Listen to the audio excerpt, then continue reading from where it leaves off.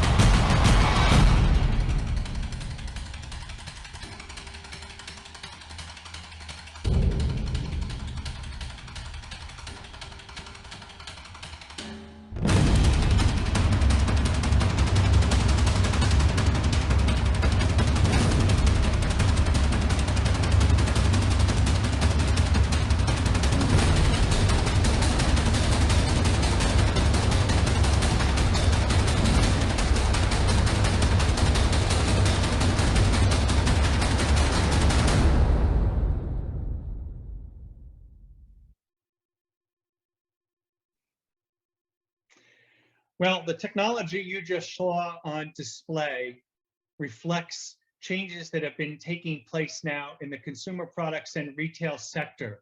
We are now, make no mistake, in the midst of what Taleb, in the book, The Highly Improbable, The Black Swan, has determined a shift in how we work, how we play, where we live, how we share.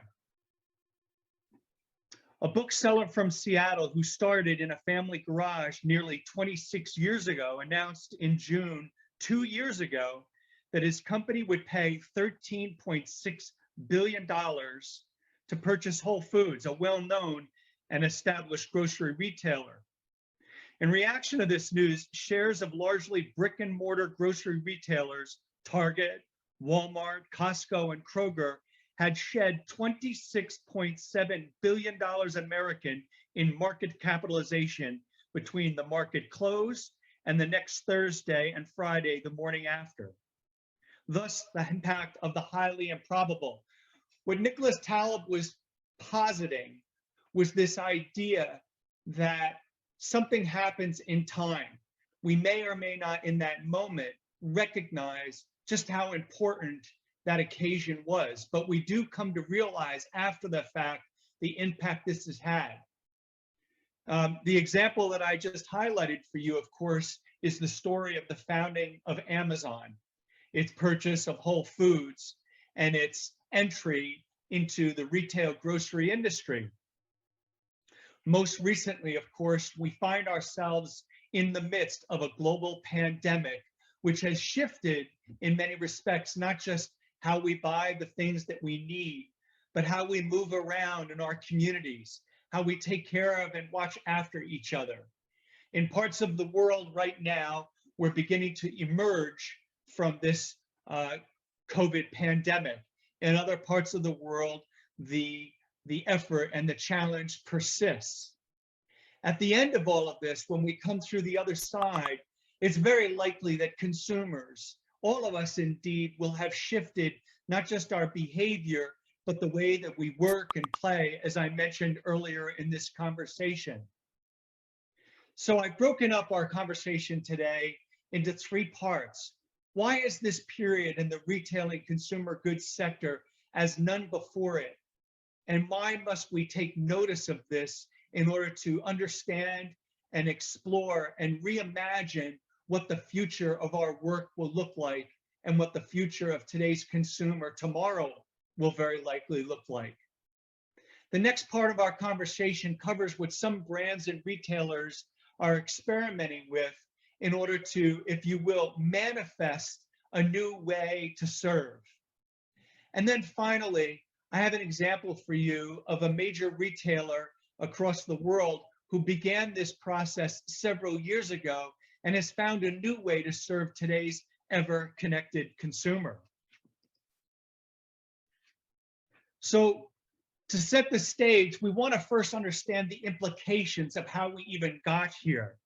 With the advent of the internet and the subsequent rise of the smartphone, hyper-connected consumers, that would be you, me, and all of us, in fact, have been put at the very center of what brands and retailers do. Today's consumer is pretty much, well, always connected, always searching, and always sharing. We've also become more self-aware and engaged as far as the environment is concerned, with respect to wealth and health and nutrition, overall wellness.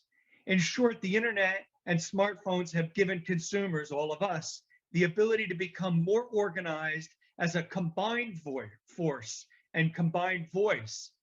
Retailers and manufacturers have noticed. They've noticed that the internet has now put us at the very center of a data revolution. In fact, and as you look and glimpse at these numbers, the sheer amount of that data is near staggering. By 2025, scientists expect that the world's population will generate 175 zettabytes of data. Now that's hard to imagine that number, but let me give you a close equivalent. If you were to stack Blu-ray discs to the moon and back 12 times, that would reflect the amount of data that is being generated daily. What are consumers asking for? Easy experiences, transparency, personalization, even fast shipping are just a number of things that today's consumer is expecting. New entries, that is, new retailers and brands that were thinking from the outside in, saw this early on and have built some fairly impressive organizations. While traditional brands and retailers have had to respond, some breaking through, others breaking ground. Now, as we imagine who that consumer is and the degree to which e-commerce is facilitating the transition from go into a store or buy online, we see very clearly the stretch of the equation, right? Smartphones have now been seen as the tools of disruption. I imagine all of you sitting at home or in your home offices or in your offices right now have an iPhone or a Galaxy or Samsung right next to you.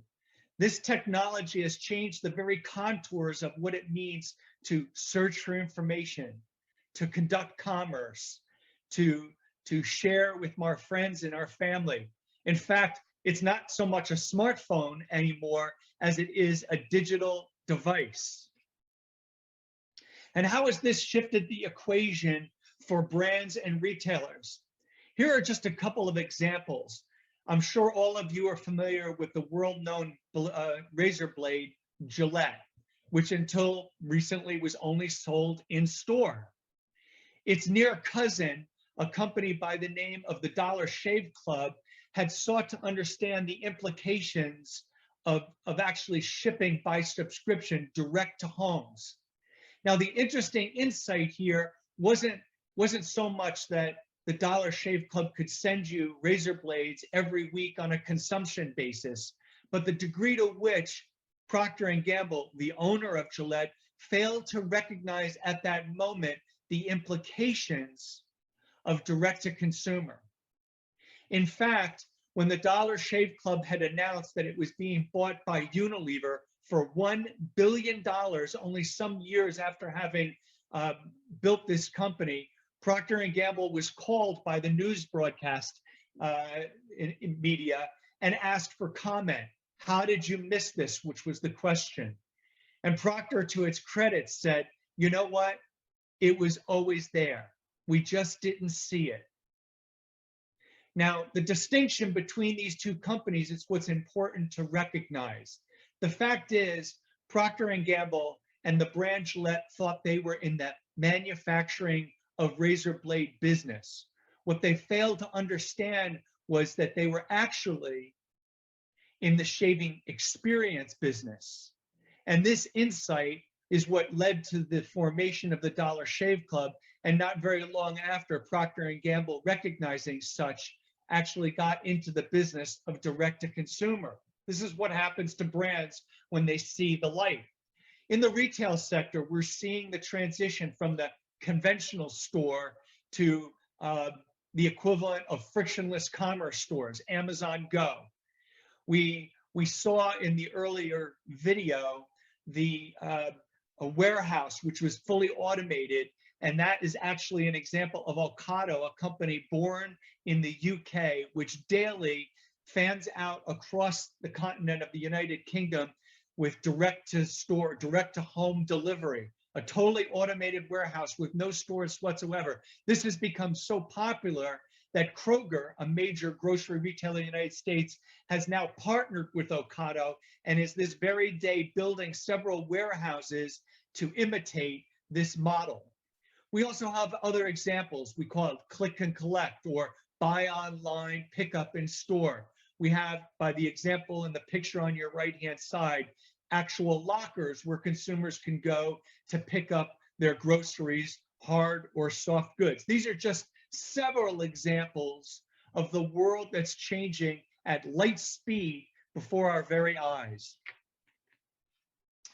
Now, what does this mean if you're in the traditional retail or consumer goods industry? Examples would include in the middle, those market leaders, Procter & Gamble, and I mentioned earlier, Kroger, as compared to discount challengers, companies who have built their models on responding with everyday low price, and as against those companies that we now call digital natives, companies that were built from the outside in, not noticing, not really even caring, if you will, about the business models that have governed the retail and consumer goods industry for decades. This model is reflected of what's known as Porter's forces. And the point to bring to your attention here is the degree to which you have a choice. And the question is, what will you be? In fact, what are you right now? And what will you be or wish to be in the next 3 to 5 years? Make no mistake, because the choice will be reflected in how you go to market and what the market considers your advantages and or disadvantages. There aren't necessarily disadvantages to any of these. The point is the extent to which you are flexible and reflecting on the art of the possible. So let's take a little bit of a history lesson to reflect on what we just talked about. We need to recognize that the model for retail and consumer goods was built on mass manufacturing and mass marketing. It was inherited. We don't necessarily have to live with it, but most of us who have built our careers over the last 30 to 50 years inherited a model that was built for us over 100 years ago. You might call this an old strategy, all right? How we made things, process manufacturing and discrete manufacturing was about scale. Mass manufacturing, mass distribution, and mass marketing was about scale. We are moving from a period through some of those disruptors that I had shown you only a moment ago. Warby Parker, if you want to look it up, Stitch Fix, if you want to look it up. These were companies that eventually or essentially reinvented what it meant to be in the retail sector. Well, what does that mean for today's brands and retailers? For a brand, you can no longer sell what you make. You must make what can be sold. We think of this in terms of, mass customization, a sneaker made just for you. For retailers, you can no longer sell what you bought. You must buy what can be sold. So in the past, many retailers bought at discount and sold at a higher price, reflecting a higher total profit. That's no longer sufficient to ensure success. And the basis for that change on the right, those disruptors, is born out of the utilization of advanced technologies, the utilization of big data and smart data to understand more clearly who the consumer is, what they want, when they want it, how they want to be served. All right. What we're talking about then is a shift from an old strategy predicated on mass manufacturing and mass distribution and mass marketing to one that will require a greater sense of who the consumer is in time and space. And we're going to actually talk about that in a moment. Now, what you see before you here now is a topographical reflecting, for those of you who may have learned this in B school, and for those of you who have been in retail long enough, you didn't need to go to B school. This is what we talked about when we talked about Kotler's 4 Ps, otherwise known as product, price, promotion, and place. Now, Kotler, who was a professor at Kellogg University, understood this and implicitly reflected on people, that is consumers, but not explicitly called them out. Technology has changed that equation where, as we've discussed from the beginning of this discussion today, the utilization of that iPhone or that Galaxy. The fact is that consumers now have a number of ways, a number of access points to understand what a brand means and how it can serve them. So let's look at a couple of examples. First, for voice-controlled intelligent platforms.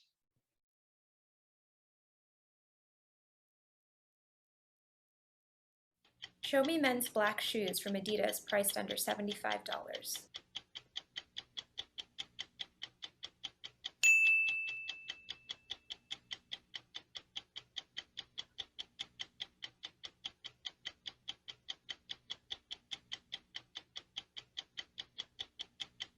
Isn't that something? I mean, when you reflect on that, you realize the degree to which something which seemed so advanced only a few days ago or a few years ago, touch screens, now with voice automation. And in fact, the future is moving past voice automation to I see a picture and I can click on it instantly and find out where I can get that product at the best possible price and probably deliver to my store doorstep within hours, if only a day or two at the most.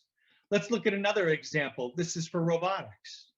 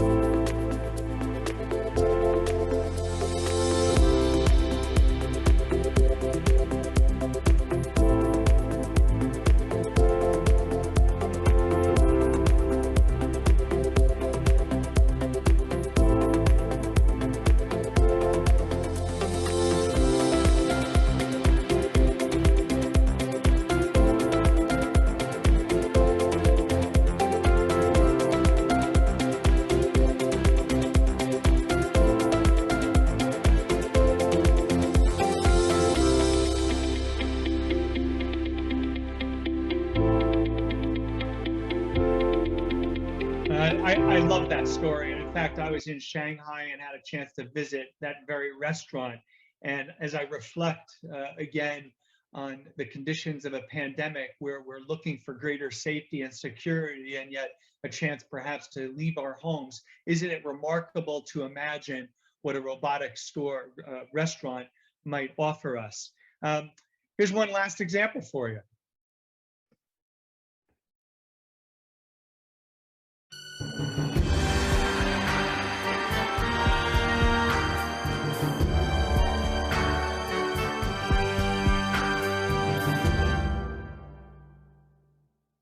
Think that we have been nearly 9 years in this living tomb since our first arrest, and that it is impossible for mind or body to withstand the continual strain that is upon them. One or the other must give Yes, way. let me just explain what you just saw there. In 18th century Britain, criminals who were found guilty of one or more of 19 crimes were deported to a penal colony in Australia rather than suffer death.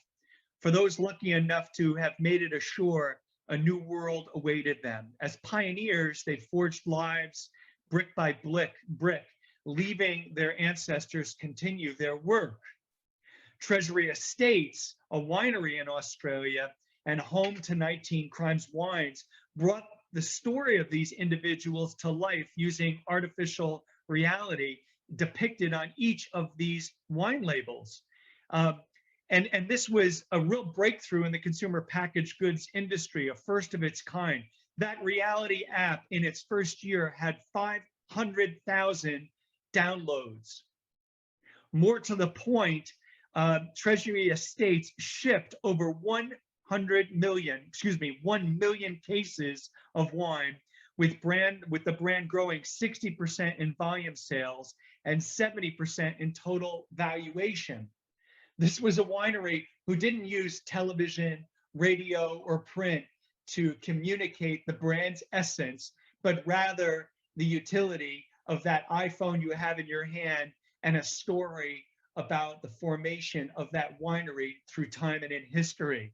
And I think it well reflects how technology in this age, advanced technology, continues to manifest in itself a way that brands might more interestingly communicate themselves. So here we are then at this idea of communication.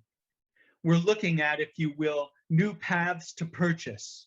We're looking at understanding the implications of updating our supply chain with a demand chain, with demand signals that reflect what consumers want, not necessarily what we would ship. We're looking at a full-scale changing of our go-to-market models.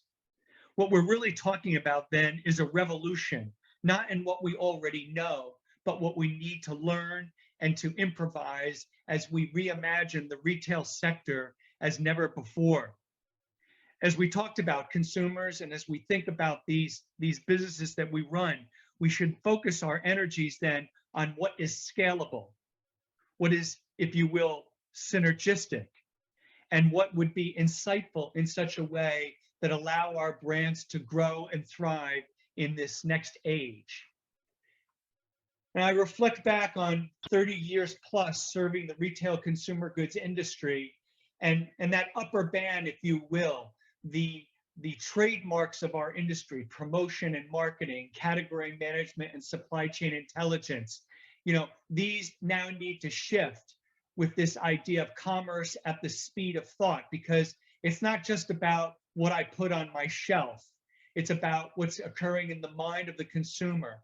It's not just the share of the shelf, but who am I where I'm sitting at home or sitting at the ballpark, or maybe working and taking a break in my daily affairs at the office that I can purchase from anywhere at any time. It's not just the forecasting models that have taken decades to build, but actual and authentic listening. Who are the consumers that we would hope to serve? Not just where my store is in this neighborhood, on this corner, but who and where they are at this point of choice, working from the office, making their way back home, or wherever they may be that the shopper might want to buy. That's what we're looking to serve now. So let me finish up today's conversation with a story, a little bit of background. I started my career at Revlon right out of university. You may know Revlon is one of the top 10 brands in the cosmetics industry, and I continue to pay attention to the cosmetics industry as much because it's fond to me, but also because it reflects, I think, if you will, the mindset of today's consumer at any given moment. In fact, when economies are good, people buy lots of cosmetics.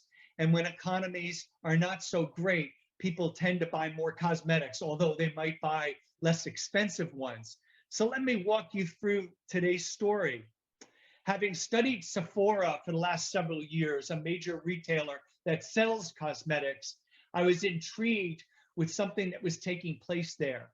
They were, if you will, trying to reimagine what their loyalty marketing or frequent shopper program might look like, that it could serve consumers or shoppers more ably. And in fact, that they were hoping to actually build that franchise. But they weren't looking to do it just by enrollment. That is, can we get more people to join our loyalty program?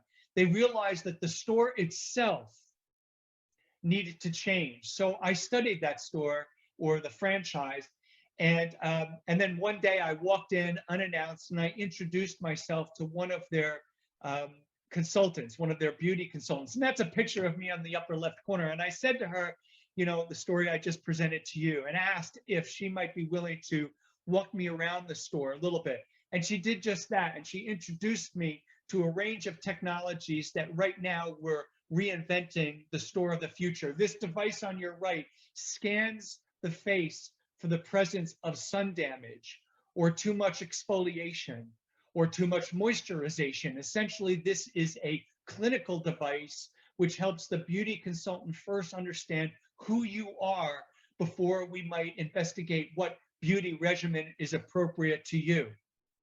On the lower left-hand corner, we have something called the Color IQ. This actually scans the face for coloration, pigmentation, light skin, dark skin, anything in between. So that before I recommend a foundation or a color that might be most appropriate to you, we first understand your personal coloration, and then we move to the brand's most appropriate.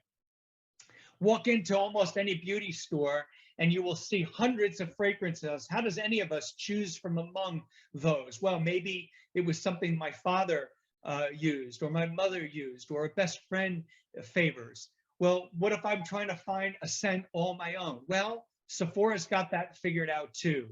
They have a small kiosk here that asks you a series of questions. Do you like it spicy? Do you like it fragrant or floral? Do you like it somewhat heavy? Do you like it somewhat light? What do you do for a living? Is this for clubbing or going out to party on the weekend? Or do I want to wear this fragrance as a signature, an identity for myself when I'm at the office? And out of those questions answered, the algorithm gives you several different answers. And it goes one step further, because if I want to buy this for my wife or for my father or my father-in-law or whomever, they will actually custom engrave that fragrance for you. You know, so this is a device, and engraving is an age-old process, but this is a device that will literally engrave the initials of the recipient should you wish to pass it along. And then finally, in the middle of Sephora's store is a social kiosk. Imagine Facebook for those who want to share beauty. And these are women and men all over the world who are sharing what beauty means to them. In fact, this was the key insight that Sephora came to a conclusion about, that they weren't in the business of just selling cosmetics, but in helping the shopper, the consumer, AKA somebody who was looking to understand what beauty would mean to them. And Sephora's goal was to figure that out so that they could serve that shopper more appropriately. At the end of the afternoon, I noted that all of these beauty consultants weren't just serving better, more ably, but they were doing so with integrity, with warmth, and with generosity. And I asked one of them, I said, you all seem so happy in your work. Can you tell me why is that? And she said, Michael, because because I don't have to sell. And I said, really? But that's what you're in the business of, are you not? She goes, no, my first priority is to connect. And when I reflected on that, that's when I realized that retail was really beginning to change from being in the business of selling lots of stuff to being in the business of understanding who I am, what I want and need, and how I might be served better. Let's see what that looks like. Sephora began that journey by asking a number of questions of themselves. And I would suggest to you that you might look at these data points and ask yourself the very same questions. What do you think you're in the business of? Maybe it's not selling cosmetics after all. Maybe it's really discovering what beauty means to your shoppers, or selling food, but what nutrition means to your shopper, or selling apparel and footwear. It's not just about the utility, but about fashion and fashion sense and comfortable and what it means to be comfortable in your clothing. This is what Sephora came to understand, and this is what shifted their business model. Let's take a look at what that story looks like.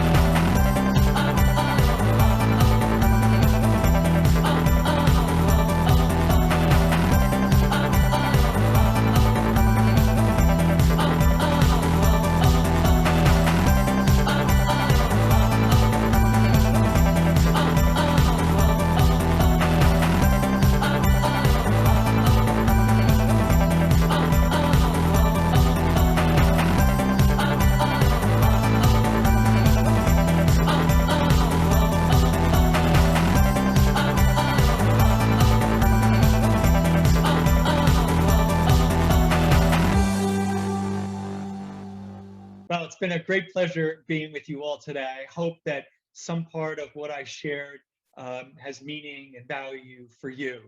I'm not with you all today in Latin America, but I am here in the United States in spirit with you. I wish you all the very best in your journey, and I hope someday that we might meet in person. Best of luck and have a great day.